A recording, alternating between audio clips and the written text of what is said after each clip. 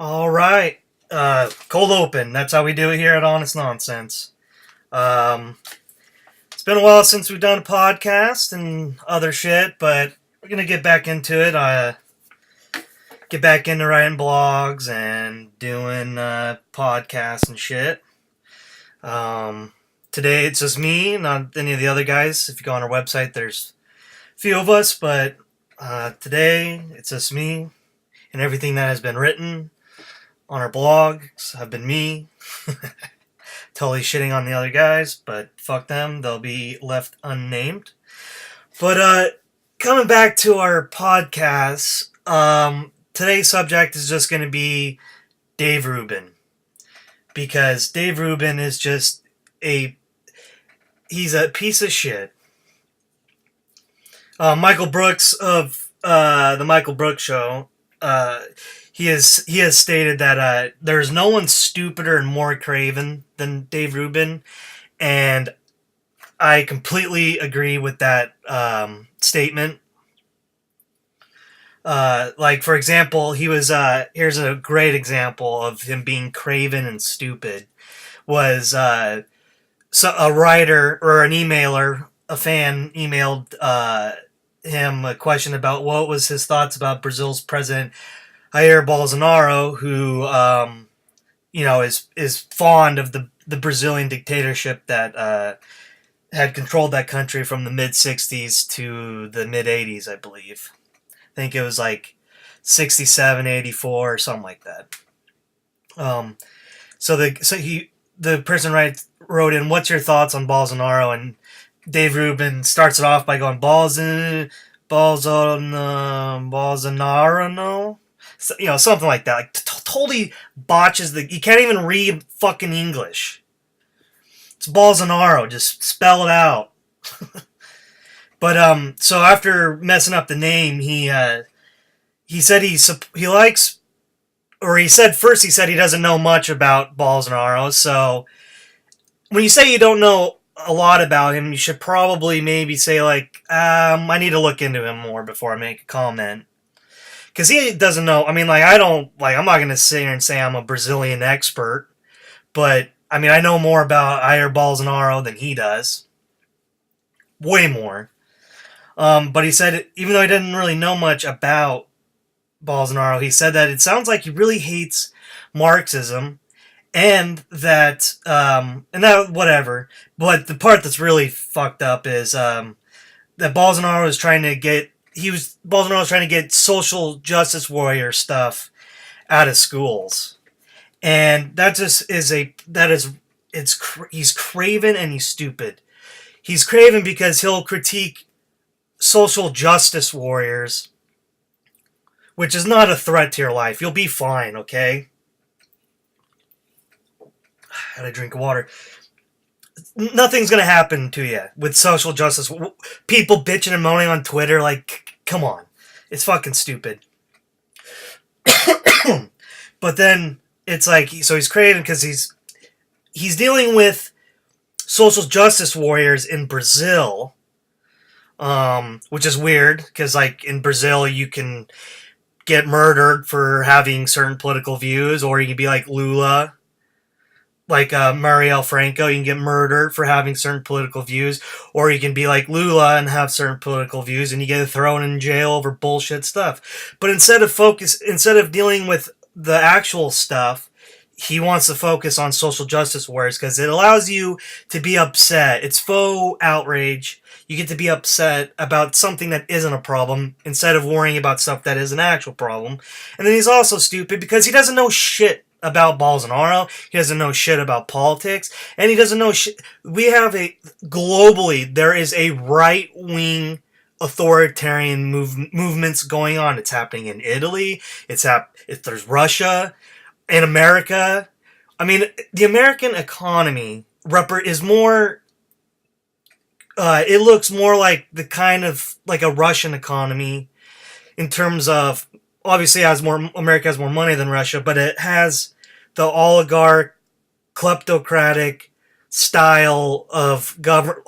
That's how our economy looks, is more like Russia's than say Germany, where in Germany if you're a worker at Volkswagen, you have a representative who's on the board, like is an executive. You get to be represented in executive meetings if you live in Germany. But so yeah, that's just why that's a pretext to this new stuff that I want to talk about. Because recently, Right Wing Watch just did a thing where Dave Rubin went on PragerU to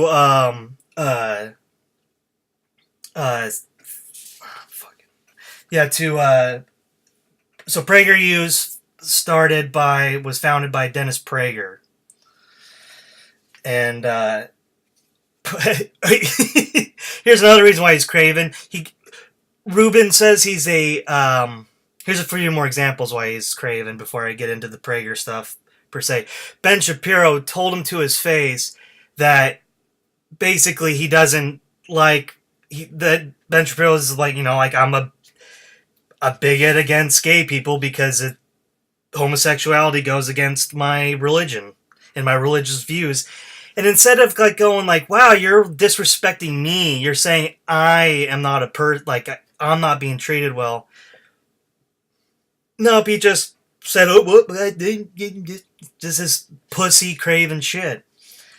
And then another time was Dennis Prager. They were both sitting there smoking a cigar, and Dennis Prager was like, you're valuable to the conservative movement because you're just like, you pretend. He basically called Dave Rubin out for pretending to be a liberal, because that's what he does. Dave Rubin likes to call himself a classical liberal, which just means I'm a conservative. But he likes to say that he's a classic liberal, but he's a right winger, and I think to Dave Rubin's credit, he's finally starting to be a little bit more honest. So, for example, he says that the left needs to burn. Literally said, the thing is, it needs to burn. I used to think you could confront it. And that's why I always like, okay, if I stay in this thing, we can fix this. But what I've realized is that every time there's been a chance where they should look in the mirror, Trump got elected president, maybe you should look in the mirror. The Mueller thing, maybe you should look in the mirror, Rubin said. They double down, they triple down, and they keep going. Actually, Rachel Maddow focused on the thing a lot, and MSNBC did a lot on Russia. But, like, it's been really over. The whole, like, actually Russia being covered, like, it's not as big as people like to think, first and foremost. Second of all, there's plenty of people who are like, I voted for Hillary Clinton, but, like, it's pretty evident that the Democratic Party is pretty decayed, that we're doing Hillary after doing Obama, and we had, like, it's like, so I'm not really, plus anyways, anytime there's been honestly, if you just look back at American history, like, it hasn't happened since, like, I think, not honest to God, since, like, James Madison or John Adams or something, where a president he's had 8 years as president, and then that same party gets elected again. So Bush, 8 years. Obama, 8 years. And after both of their presidencies, the other party won. And so that's just how it's always been. So I just think there's also that. But Hillary Clinton, it's like, good God. And it'd be the same thing if, like, fucking Klobuchar becomes the DNC nominee. Like, how? Why? This is crazy. But, so he's friends with Dave Rubin's friends with Dennis Prager. And I'll tweet it again, but I tweeted it out one time where he makes, so PragerU, he runs PragerU, Dennis Prager, and it's just where they make videos they post on YouTube. And one time I was watching something on YouTube, and all of a sudden there's this PragerU commercial, and then it's about the Electoral College, because I want to live in a democracy where I want the majority of people to win, because I don't want a minority of Americans telling a majority of Americans how to live.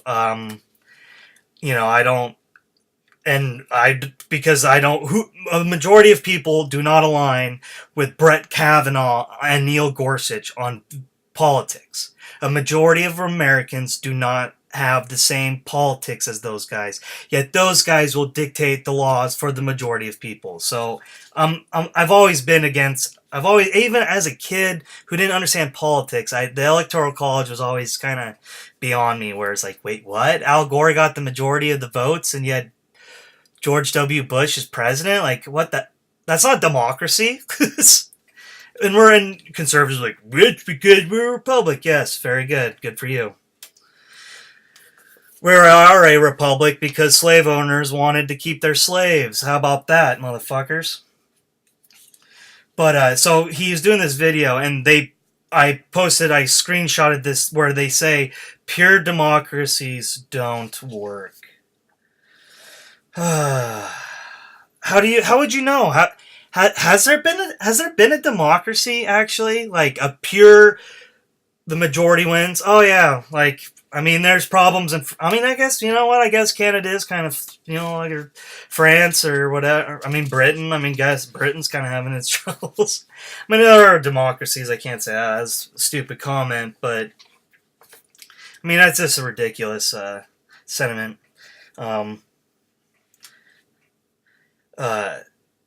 But like with Dave Rubin, and no, it's more than Dave Rubin too. I mean, other just normal conservatives or anyone, especially like since I'm talking about Dave Rubin, you know, the left isn't left anymore, and it's such a dumb position because the left isn't left anymore. Like, they're right, but they're accidentally getting that assessment right. American history, there was way more radical leftism in this country, like in the history of this country. Just by the labor fights, and I mean, there's so much. There was actual radicals in the day. We have nothing like the past. The left has nothing like.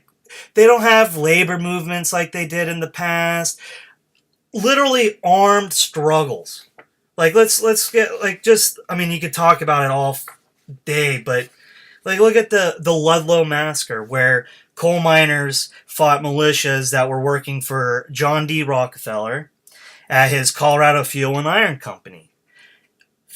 It was like I can't remember if it was 2 women and 11 children, or 11 children and 2 women. But I mean, people were killed. People were killed. And it's like, so like, they were fighting, like, that's way more, there's nothing even close to that now. Like, well, okay, every now and then, like, some anarchist will break a window at a, you know, or, you know, something like that. People, like, but that's not, that wasn't the left tradition. That's just people wanting to break shit for the most part, than actually having like actual left-wing ideas and, you know, union striking and stuff like that. Probably the most left, the teachers protesting their wages and the funding of schools in West Virginia, and all that's probably the closest the left has gotten to its kind of traditional roots since like the days of the early 19th century, or mid to late 19th century, early 20th century movements. That's probably like the best example of the left having movements in the traditional sense. And like, everyone's freaking out about Bernie Sanders. Everyone wants to freak out about Bernie Sanders and all that. Whatever, I don't care. There's a lot bigger problems in our country than Bernie Sanders. And a lot of my friends would argue that he's not a problem, and I'm in that camp. I don't know how, honestly, why anyone would argue that we're better off under Donald Trump than we would be under Bernie Sanders. And by the way, we're not going to be a socialist country, okay? the New Deal was only passed because the Southern Democrats didn't wanted to keep black people out of it. That was the only way they would sign off on it. But B, like, the moment the New Deal happened, the oligarchs and the rich went immediately at attacking the New Deal. And it started with Taft-Hartley, and then it went from there. And so, yeah, I'm pretty sure the backlash of like someone actually trying to implement socialism in this country, yeah, it's not going to work. Okay, the New Deal lasted for a couple decades, and that was too long for the oligarchs. They're not going to allow a socialist country. So if you're worried that about socialism under Bernie, like priorities need to go to other things. There's other things you should be worried about. But, like Dave Rubin and all these people, they'll say the left isn't left anymore, or they'll bitch about liberal education or whatever. But so here's the reality. And I'm just going to use one guy for this example of why, A, we don't have like a far, like, you know what, maybe there is a liberal bias in education, but guess what? That also means capitalist too. Because growing up, like, first of all, like, I mean, the guy we would sing "This Land Is My Land, This Land Is Your Land" in music class, and that guy was like a communist sympathizer in the 30s and 40s. Woody Guthrie, like, that guy was old, but I had no idea. I mean, we weren't told about like who Woody Guthrie was and what he believed in and all that kind of stuff. We just sang "This Land Is My Land, This Land Is Your Land." But someone who's kind of being remembered now that the Cold War is over, and now obviously, and has been over for some time, and even though there's still the obvious tensions with Russia, there is not, I mean, like, kids were being, baby boomers were doing, practicing, nuclear war drills and stuff. Like, I mean, so the Cold War is over, obviously. And so now that it's over, there's not the, like, there isn't that, like, because, I mean, if you tried to teach Eugene Debs to, like, high schoolers now, just imagine trying to do it during, like, the McCarthy era. Like, good luck with that. So now people are kind of, and including myself, have been able to learn about someone like Eugene Debs, who I found out on my own. I only know about him because I read Howard Zinn and Chris Hedges and Noam Chomsky. I mean, so that, but like, that's it. It had nothing to do with my education. So I want to just look in at Eugene Debs for a second to kind of point out, he kind of represents a very, like, this guy was way more radical than anybody, like, today. I mean, like, for example, from my very boyhood, I was made to feel the wrongs of labor, he wrote in the New York Comrade in 1904. The dangers, that's because back in his days, the dangers, uncertainty of work, and scant wages were common for working people. And so, like, conservatives, like, so, like, that's the thing, is that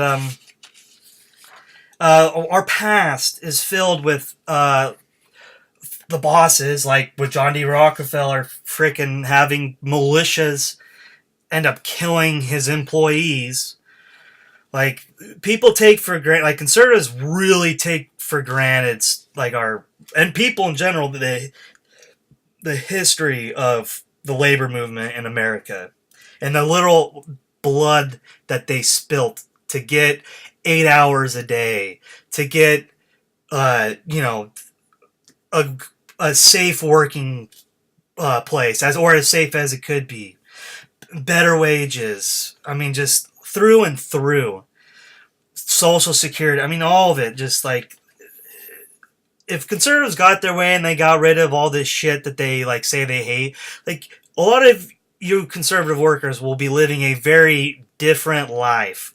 And it's not good right now, obviously. And it's only going to get worse. the more Brett Kavanaugh, Neil Gorsuch's that we get, like, it's going to get worse if you're a worker before it's going to get better. Eugene Debs was sent to jail in 1984, leading the Pullman Railroad strike. He spent 6 months behind bars, and then that's when he started reading like Karl Marx. And that's the thing is, Eugene Debs started off as he was a capitalist, and he's like, hey, I think if we try and get the bosses, so to speak, to, sympathetic to us, maybe they'll change their policies and pay us better and all this and that. And nope, they instead of actually doing anything for the workers, the first thing bosses and stuff did was they would hire Baldwin Felts, Pinkertons, stuff like that. But there's a couple quotes I do like of the working class has never yet had a voice in declaring war, Debs declared. I know if war is right, let it be declared by the people. You have your lives to lose. You who have your lives to lose. So he's saying all this stuff. This is like during World War I. He's starting to say this kind of stuff. I know of no reason why the workers should fight for what the capitalists own. Debs wrote to Upton Sinclair, or slaughter one another for countries that belong to their masters. Basically, that's pretty self-explanatory that we're fighting for the benefits of a few elite, and the people that are doing it aren't going to benefit from it. He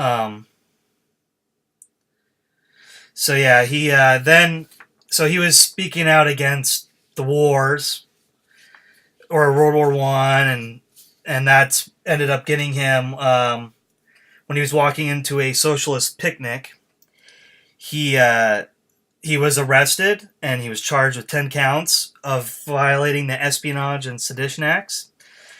And that came from him declaring, he did a speech in Canton, Ohio, and after he did that got him fired, because he said a lot of crazy stuff that I'm going to quote right now. So, who appoints our federal judges? Said Debs at his speech in Canton, Ohio. The people. In all the history of the country, the working class have never named a federal judge.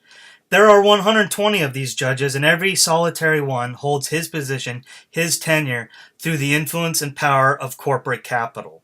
The corporations and trusts dictate their appointment. And when they go to the bench, they go not to serve the people, but to serve interests that place them and keep them where they are. And my God, with Brett Kavanaugh and Neil Gorsuch, that is just good God, man. That is just a perfect example of him calling what we're going through now 100 years ago. And that's what's happening. That is what is happening in this country right now, is go back before the 20s. That is what the Koch brothers, that's what the conservative movement, that is their fantasy land, is pre-1920s. That is their fantasy land. They have always taught and trained you to believe it to be your patriotic duty to go to war and to have yourself slaughtered at their command. But in all the history of the world, you, the people, have never had a voice in declaring war. And strange as it certainly appears, no war by any nation in any age has ever been declared by the people. And here, let me emphasize the fact, and it cannot be repeated too often, that the working class who fight all the battles, the working class who make the supreme sacrifices, the working class who freely shed their blood and furnish the corpses, have never yet had a voice in either declaring war or making peace. It is the ruling class that invariably does both. They alone declare war, and they alone make peace. So that's one reason why I can say I really hate when people say that the left has gone too left, because actually the left was way more left in the past, And Eugene Debs is just one of many people. I mean, there's W.B. Du Bois.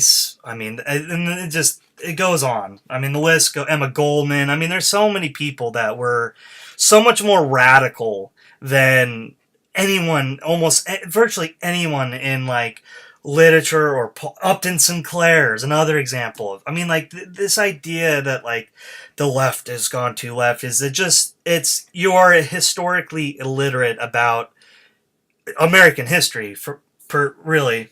And so yeah, so Deb says that stuff. He gets arrested. His activities in opposition to the war preparation were dangerous. The Washington Post declared.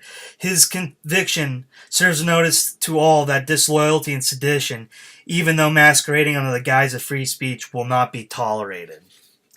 So, but even back then, the Washington Post was the Washington Post.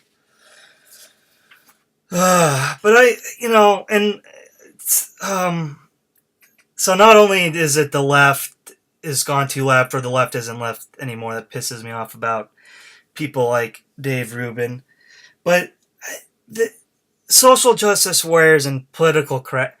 I'm kind of confused on how, let's say, supporting transgender rights and putting in transgender bathrooms. I'm confused on how that is politically correct or being a social justice warrior.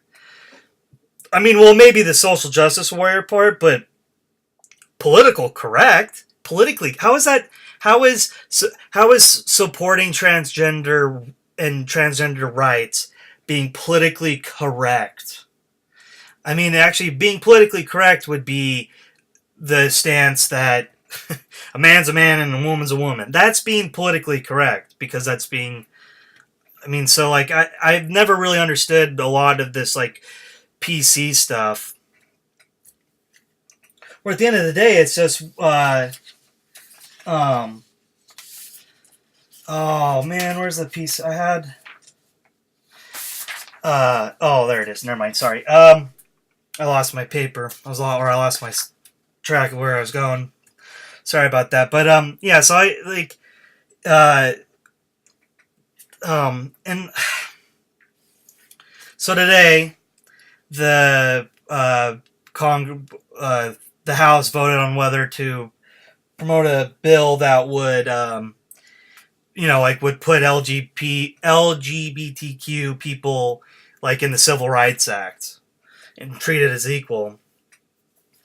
And Matt Gaetz, who is an awful person, just the worst. I mean, I need to just do a thing on him, a podcast just on him. But yeah, Matt Gaetz spoke at this hearing about this new law, and he said that he supports transgender people, but then he did the same like bullshit argument that you hear people make about like letting a transgender woman into a woman's bathroom or a transgender man in a man's bathroom and stuff like that. He's like, they do all the same bullshit where like they're afraid that people will exploit that rule. So like a guy will say I'm a woman and then go into a bathroom, even though that's actually he, as Alexander Nazarian of Yahoo News tweeted, Representative Matt Gaetz, during a hearing on transgender rights, wonders what would happen if Trump were to declare himself the first female president. And it's like, it's stupid because like a guy who just is just like, if I'm just normally dressed, like right now I'm wearing just normal, like a normal dude's clothing. Like if I say I'm a woman, I'm lying. Like it's like you can tell, like that's such a stupid argument. Paul Bless of Splinter wrote, note that one of the most public figures to come out as trans in the past decade has been Caitlyn Jenner, who until recently was a longtime Republican who worked to change minds within the party on LGBTQ issues. So yes, older people and even Republicans can be trans. Thanks, Matt.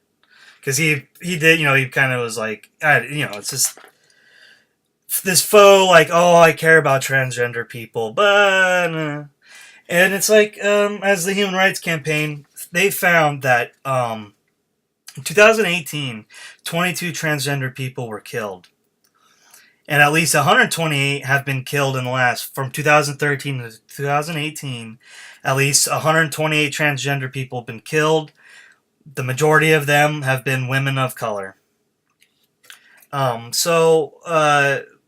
just kind of, it's this and that argument that like people will use laws to exploit it. Like that's just disingenuous because okay, maybe a person over here will exploit some. There'll probably be someone that will exploit the rule. Yeah, so you're gonna for one person, you're going to then do it for every. You're gonna ruin it for LGBT people. I mean, that's insane. That's like that argument is like saying. I mean, that's insane.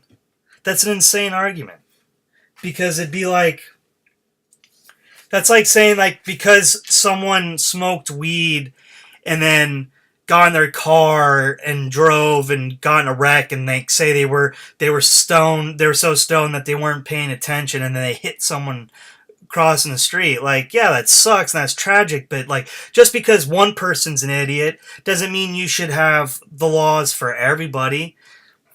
I mean, we're not dealing with like it's not the same thing as like like it. I mean, we haven't even done that. We haven't even done that with guns. Like his same Matt Gaetz is he's basically arguing without trying to. He's arguing that we should get rid of AR-15s. I mean, because not everyone. Obviously, most people who have AR-15s are good, honest gun holders, gun owners, and they're good people, normal people. They just like shooting AR-15s. But guess what? The Las Vegas shooting. So sorry, can't have that. Actually, that's you know what? It just dawned on me. Actually, I didn't even think of that when I read that earlier. Like that just came to me right there. Matt Gaetz just made his transgender bathroom argument that we shouldn't allow transgender women into a woman's bathroom because other men will try and exploit it. Like, well, that's a good argument for AR-15s too then, buddy. No, but I don't know. I just ramble. Sorry about that. But and I probably could have done better on pointing out how Dave Rubin is an idiot, but it's just I mean, I'm stupid too. Like, I'm not gonna. I mean, good God, I'm an idiot. But but I have the self awareness to know I'm an idiot. Like, Dave Rubin has no self awareness that he's an idiot. He allows people like Ben Shapiro to go on his show and insult gay people. And it's like, dude, so Dave Rubin's like, the thing I like about Martin Luther King the most, because he likes to think this is how egomaniacal this guy is that Dave Rubin thinks that like him and Martin Luther King had the same values and politics and principles. I mean, ridiculous, but he was like, the favorite thing I like about Martin Luther King is when he said that you need to judge people not by the color of their skin but the content of their character. And so Ben Shapiro completely shits on gay people, shits on him and shits on gay people, and he should be like, instead of being like, hey, wait a minute, judge us on who we are, not what we are, but who we are. Instead, he's just like, well, I don't know, but that's kind of like, and then he's like, will you make me a cake?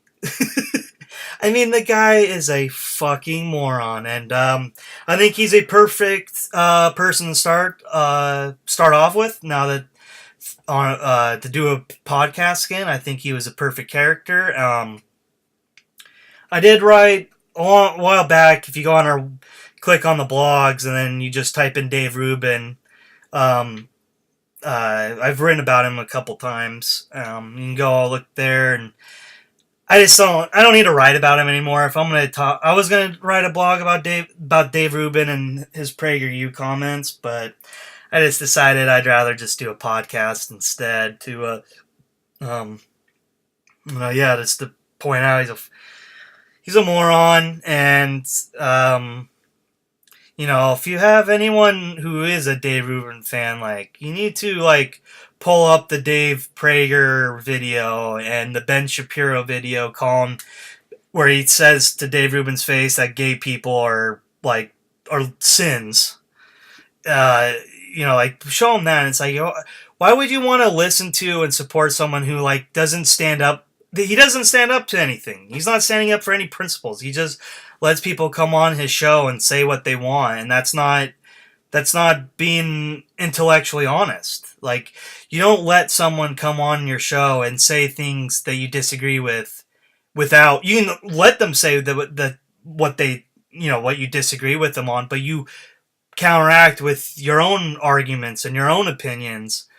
Instead he just lets frickin' Ben Shapiro come on and just go, and he just kind of just lets him do it and legitimizes bigotry against gay people, even though Dave Rubin is gay himself. So, thanks for listening if you did, and God bless you for doing it. But I plan on doing one tomorrow or Thursday.